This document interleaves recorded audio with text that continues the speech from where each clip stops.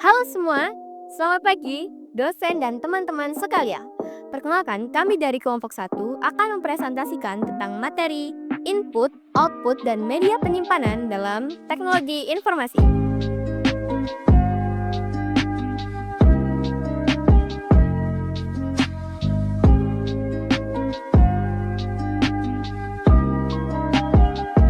Teknologi informasi saat ini berkembang dengan sangat pesat. Komputer dan perangkat digital telah menjadi bagian integral dalam hampir semua aspek kehidupan kita.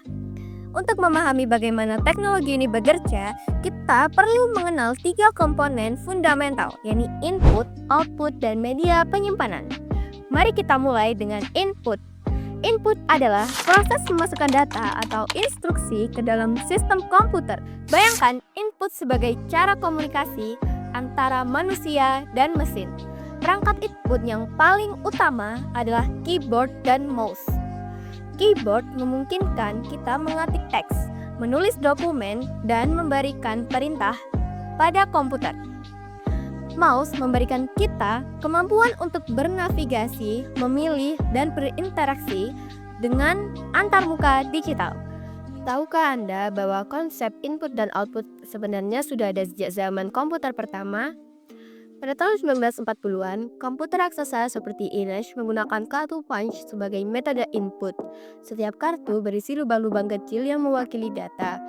Betapa berbedanya dengan keyboard dan mouse canggih yang kita gunakan hari ini. Namun, input tidak terbatas pada keyboard dan mouse. Teknologi modern telah mengembangkan berbagai perangkat input canggih.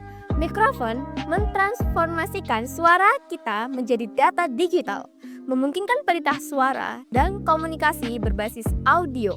Webcam mengubah gambar dan gerakan menjadi input visual, digunakan dalam video conference, pengenalan wajah, dan berbagai aplikasi lainnya. Input bukan sekedar memasukkan data, tetapi adalah jembatan komunikasi antara manusia dan mesin. Setiap kali kita menekan tombol, menggerakkan mouse, atau berbicara pada asisten digital, kita sedang melakukan proses input yang kompleks.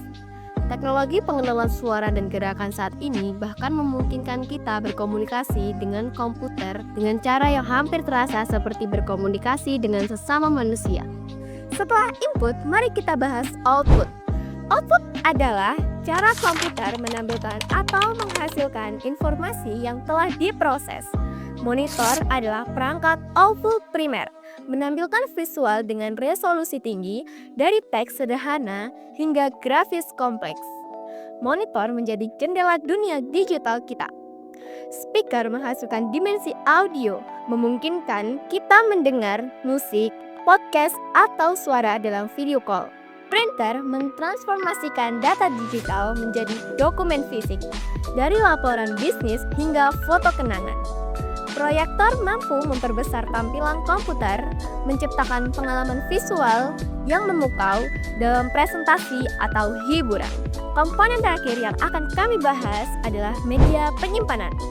Media penyimpanan internal seperti hard disk drive atau HDD dan solid state drive atau SSD adalah jantung penyimpanan komputer. SSD dengan kecepatan aksesnya yang luar biasa telah merevolusi kinerja komputer modern. Media penyimpanan adalah gudang digital yang terus berkembang. Dari hard disk mekanis yang berputar dengan kecepatan ribuan putaran per menit, kini kita memiliki SSD yang tidak memiliki bagian bergerak sama sekali.